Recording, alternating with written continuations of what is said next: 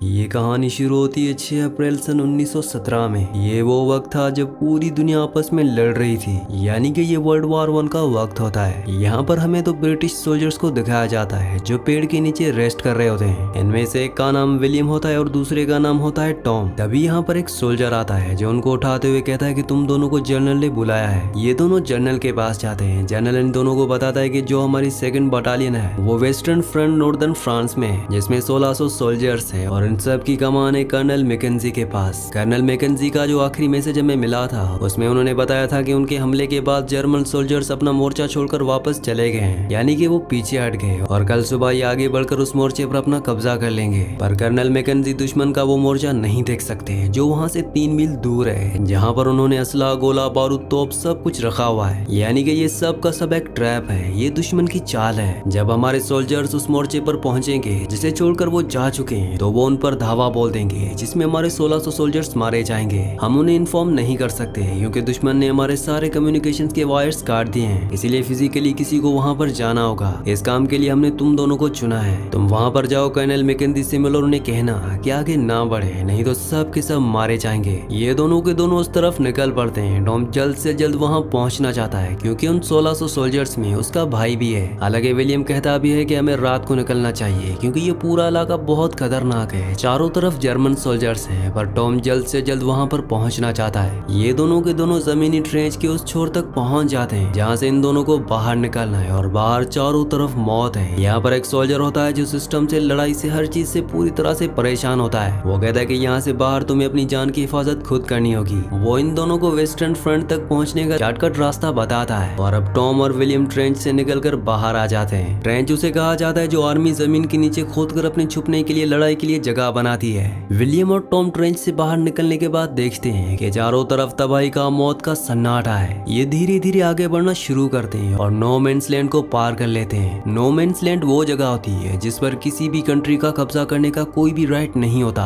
अब ये दोनों आगे बढ़ते हुए उस जगह तक पहुंच जाते हैं जहाँ पर जर्मन ट्रेंच है, पर यहाँ पर एक भी जर्मन नहीं है। ये दोनों के दोनों अंदर जाते हैं, जहाँ जाने के बाद इन्हें पता चलता है कि अभी कुछ ही वक्त पहले जर्मन इस जगह को छोड़ गए हैं, यानी कि इनकी किस्मत अच्छी है। अगर जर्मन यहाँ पर होते तो वो इन दोनों को मार देते। इन दोनों को ट्रेंच के अंदर एक बंकर दिखता है और जब ये बंद करके अंदर जाते हैं तो उन्हें पता चलता है कि यहाँ पर दुश्मन ने, यानी कि जर्मन्स ने जाल बिछाया हुआ है। यहाँ पर ट्रैप वायर होती है जिस पर पैर लगते ही यहाँ ब्लास्ट हो जाएगा। इनकी किस्मत अच्छी थी कि इन्होंने ट्रैप वायर को देख लिया। तभी एक चूहा ऊपर से नीचे गिरता है और जब वो वहाँ से भागता है तो वो ट्रैप वायर से टकरा जाता है और एक जोरदार ब्लास्ट होता है जिसमें ये दोनों के दोनों दूर जाकर गिरते हैं। टॉम को विलियम कहीं भी नहीं दिखता और अगले पल वो देखता है कि विलियम मलबे के नीचे दबा हुआ है। वो विलियम को किसी तरह से वहाँ से निकालता है और अब बहुत जल्द इन दोनों को यहाँ से निकलना होगा क्योंकि ये पूरा का पूरा बंकर ढहने वाला है। ये किसी तरह से भागते हुए इस बंकर से बाहर निकल जाते हैं और इस तरह से इनकी जान जाते जाते बचती है। ये दोनों इस जगह से आगे बढ़ जाते हैं और कुछ ही दूर जाने के बाद इन्हें वहाँ पर बहुत सारे यूज किए हुए हथियार दिखते हैं जो जर्मन्स ने यहाँ पर छोड़ दिए हैं। यहाँ पर विलियम पूरी तरह से समझ चुका है कि उनके रास्ते में मौत के अलावा कुछ भी नहीं है, इसलिए वो टॉम से कहता है कि तुमने मुझे अपने साथ चलने के लिए क्यों चुना।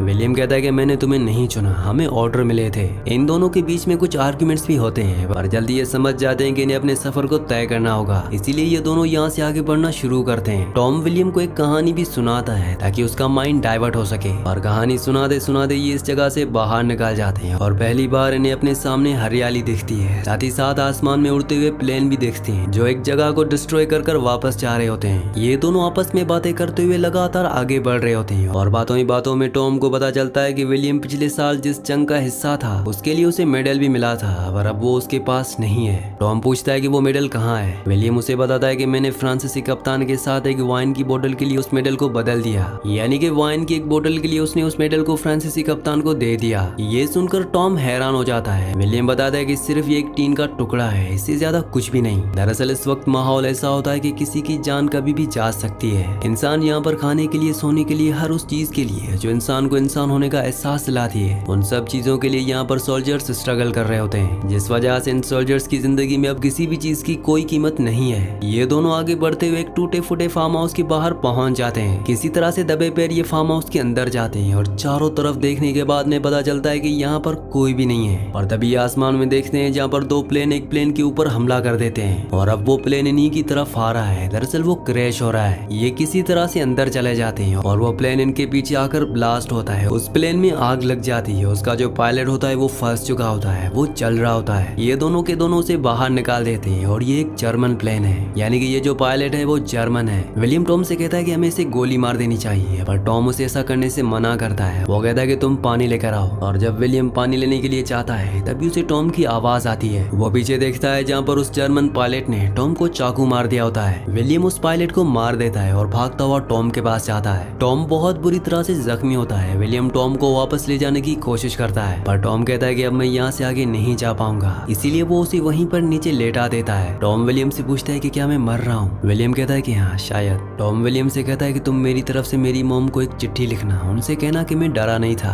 और मैं उनसे बहुत प्यार करता हूँ। इसके बाद टॉम विलियम से पूछता है कि क्या तुम्हें रास्ता पता है। विलियम कहता है कि हाँ, मैं सुबह होने तक वहाँ पहुँच जाऊंगा और तुम्हारे भाई से भी मिलूंगा। वो उसे बातें कर ही रहा होता है कि टॉम की आंखें हमेशा के लिए बंद हो जाती है, यानी कि उसकी मौत हो चुकी है। विलियम उसके हाथ से उसकी अंगूठी और चैन निशानी के तौर पर निकाल लेता है ताकि वो उसके भाई को लौटा सके। अब यहाँ पर दो ब्रिटिश सोल्जर और एक कैप्टन आ जाता है। कैप्टन विलियम से पूछता है कि तुम यहाँ पर क्या कर रहे हो। विलियम उसे सारी सिचुएशन बता देता है कि कैसे उसे सेकंड फ्रंट पर जाना है। उसके पास कल का हमला रोकने के लिए एक इम्पोर्टेंट मैसेज है। अगर इस हमले को रोका नहीं गया तो कई सोल्जर्स की जान चली जाएगी। कैप्टन उसे बोलता है कि हम भी उसी तरफ जा रहे हैं। दरअसल रास्ते में एक पेड़ गिर गया होता है, इसीलिए ये यहाँ पर रुके होते हैं। और अब विलियम उस बटालियन के साथ उनकी गाड़ी में बैठकर आगे निकल जाता है, पर पीछे छूट जाता है उसका दोस्त और उसकी यादें। यहाँ से कुछ और आगे बढ़ने के बाद इनकी गाड़ियाँ रुक जाती हैं। विलियम गाड़ी से नीचे उतरता है। कैप्टन उसे बताता है कि आगे ब्रिज टूटा हुआ है, इसलिए 6 मील इन्हें घूमकर जाना होगा। पर विलियम के पास इतना वक्त नहीं है, सुबह होने से पहले उसे वहाँ पहुँचना होगा। इसीलिए वो अकेले ही टूटे हुए ब्रिज को क्रॉस करते हुए आगे बढ़ जाता है। और जब वो धीरे धीरे आगे बढ़ रहा होता है तभी कोई उस पर गोली चलाता है। दरअसल उसके सामने एक टूटी फूटी वीरान बिल्डिंग होती है जहाँ से उस पर कोई गोली चला रहा होता है। विलियम किसी तरह से चुपके छुपाते उस बिल्डिंग के अंदर पहुंच जाता है। धीरे धीरे वो ऊपर जाता है और जब वो दरवाजा खोलता है तो वहाँ पर एक जख्मी जर्मन सोल्जर होता है। ये दोनों एक दूसरे पर गोली चलाते हैं। जर्मन सोल्जर की गोली विलियम के सर पर लगती है, वो दूर जाकर गिरता है और जब उसे कुछ देर बाद होश आता है तो वो देखता है कि उसकी गोली जर्मन सोल्जर को लग गई होती है। उसकी मौत हो चुकी है। दरअसल विलियम को जो गोली लगी थी वो उसके सर पर जो बुलेट प्रूफ हेलमेट होता है उस पर लगी होती है, इसलिए वो सिर्फ बेहोश होता है। और अब बाहर अंधेरा हो चुका है। विलियम को सुबह होने से पहले कर्नल मैकेंजी तक पहुंचकर उन्हें पैगाम देना होगा, इसलिए वो उस बिल्डिंग से बाहर निकल जाता है। पर जैसे ही वो बाहर निकलता है उस पर हवाई हमला होना शुरू हो जाता है। उससे पहले भी बताया गया था कि रात को जान को ज्यादा खतरा होता है। विलियम किसी तरह से बचता बचाता आगे बढ़ता रहता है और वो एक ऐसी जगह पहुंच जाता है जहाँ पर एक पूरी इमारत जल रही होती है। और तभी वो सामने देखता है कि एक सोल्जर है, ये एक जर्मन सोल्जर होता है। वो उस पर गोलियां चलाना शुरू कर देता है। विलियम यहाँ से भागते भागते एक तहखाने में चला जाता है जहाँ पर वो देखता है कि एक लड़की पहले से छुपी हुई है जो कि फ्रेंच होती है। वो विलियम से कहती है कि मुझे मत मारना, मैंने कुछ भी नहीं किया। विलियम कहता है कि तुम्हें मुझसे डरने की जरूरत नहीं है, मैं जर्मन नहीं हूँ। और उसके बाद विलियम वहाँ पर बैठ जाता है। दरअसल विलियम की गर्दन पर जख्म होता है, इसीलिए वो फ्रेंच लड़की उसके जख्म पर मरहम पट्टी लगाती है। तभी विलियम देखता है कि यहाँ पर एक छोटी बच्ची भी है, जिसे देखकर विलियम को बहुत अच्छा लगता है। वो उस लड़की से पूछता है कि क्या ये तुम्हारी बेटी है। वो कहती है कि नहीं, मैं नहीं जानती कि ये किसकी बेटी है। दरअसल इस लड़की को ये बच्ची मिली होती है। विलियम के पास यहाँ पर वो दूध भी होता है जो फार्म हाउस में उसे मिला था, और वो दूध यहाँ पर उस लड़की को देता है ताकि वो उस बच्ची को दूध पिला सके, क्योंकि यहाँ पर ये कई दिनों से छुपे हुए हैं और बच्ची भूखी है। विलियम बच्ची को देखकर बहुत इमोशनल हो जाता है, क्योंकि उसने इस जंग के माहौल में गोला बारूद की आवाज के बीच में बहुत दिनों के बाद किसी बच्ची की आवाज सुनी होती है। और अब उसे यहाँ से जाना होगा। हालांकि सुबह होने वाली होती है और बाहर चारों तरफ जर्मन सोल्जर्स हैं। जो लड़की यहाँ पर होती है वो उसे जाने से रोकती है, पर विलियम कहता है कि मुझे जाना होगा। वो लड़की उस जगह का उसे सही रास्ता बताती है जहाँ पर विलियम को पहुँचना है, क्योंकि ये लड़की यहीं की है। और विलियम अब बाहर निकल जाता है जहाँ पर जर्मन सोल्जर होते हैं, और अगले पल उसके सामने एक जर्मन सोल्जर आ जाता है जो उसका मुंह बंद कर देता है और उसे कुछ ना कहने के लिए इशारे से बोलता है। वो कहता है कि हाँ, मैं किसी को नहीं बताऊंगा। पर जैसे ही वो अपना हाथ हटाता है वो चिल्लाना शुरू कर देता है, इसलिए विलियम उसे मार देता है। अब यहाँ पर उसका एक और साथी आ जाता है, लेकिन विलियम उसे नहीं मारता बल्कि धक्का देकर वहाँ से भागना शुरू कर देता है। वो टूटे फूटे वीरान शहर की गलियों से भागता हुआ आगे बढ़ रहा होता है और पीछे से उस पर जर्मन सोल्जर्स गोलियां चला रहे होते हैं। पर विलियम की किस्मत अच्छी होती है, वो एक ऊंची इमारत से कूद जाता है। नीचे तेज बहाव वाली नदी होती है और वो उसमें बहता हुआ बहुत आगे निकल जाता है। और अब पूरी तरह से उजाला हो चुका है। विलियम किसी तरह से नदी के किनारे पर आता है और जोर जोर से रोने लगता है, क्योंकि सुबह हो चुकी है और अब तक उसे कर्नल मैकेंजी के पास इस पैगाम को लेकर पहुंच जाना चाहिए था कि उन्हें हमला नहीं करना है, यानी कि वो नहीं पहुंच सकता। साथ ही साथ उसे रास्ते का भी अब कुछ पता नहीं चलता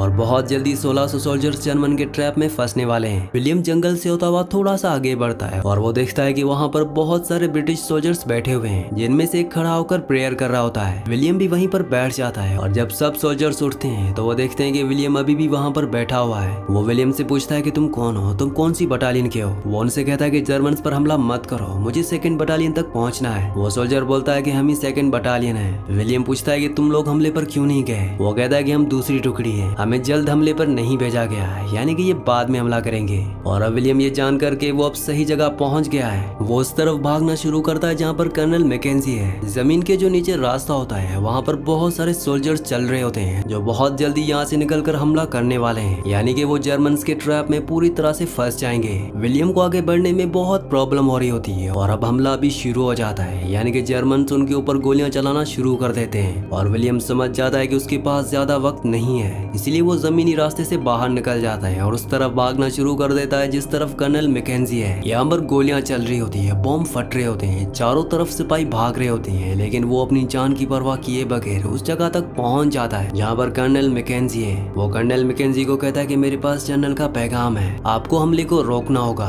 कर्नल मैकेंजी कहता है कि तुमने आने में बहुत देर कर दी, मेरे सिपाही वापस नहीं आ सकते। विलियम उन्हें कहता है कि ये एक ऑर्डर है, पर कर्नल मैकेंजी अपने सोल्जर्स को वापस नहीं बुलाना चाहते। पर जब विलियम उसे बताता है कि जर्मन्स की एक चाल है जिसकी तैयारी वो कई महीनों से कर रहे थे, तो कर्नल मैकेंजी अब उस लेटर को पढ़ते हैं जो उनके लिए जनरल ने भेजा है। वो समझ जाता है कि विलियम सही कह रहा है। वो विलियम को कहता है कि तुमने बहुत अच्छा काम किया। कर्नल मैकेंजी अपने सभी सोल्जर्स को वापस बुला लेते हैं और इस तरह से विलियम की वजह से कई सोल्जर्स की जान बच जाती है। इसके बाद विलियम टॉम के भाई ब्लैक के पास जाता है। वो उसे बताता है कि उसका भाई भी उसके साथ था पर अब वो उस दुनिया में नहीं रहा। हालांकि टॉम के भाई को दुख होता है पर उसे अपने भाई पर प्राउड होता है क्योंकि उसने अपनी कंट्री के लिए जान कुर्बान कर दी। विलियम के पास टॉम की जो अंगूठियां और चैन होती है वो उसे उसके भाई को दे देता है। साथ ही वो उसे ये भी कहता है कि मैं तुम्हारी मॉम को एक लेटर लिखूंगा जैसा कि टॉम ने कहा था, ताकि तुम्हारी मॉम को पता चल सके कि वो आखिरी टाइम में अकेला नहीं था। आखिर में दिखाया जाता है कि विलियम अकेला ही पेड़ की तरफ बढ़ रहा होता है। वो उस पेड़ के नीचे बैठ जाता है और अपनी जेब से अपनी वाइफ और अपनी बेटी की फोटो निकाल कर देखने लगता है और इसी सीन के साथ इस सच्ची कहानी का एंड हो जाता है। अगली कहानी आप किस मूवी पर सुनना चाहते हैं मुझे नीचे कमेंट्स में जरूर बताना, क्योंकि मैं आपकी कमेंट्स पढ़ता हूँ और आपके प्यारे प्यारे कमेंट्स का बहुत बहुत शुक्रिया।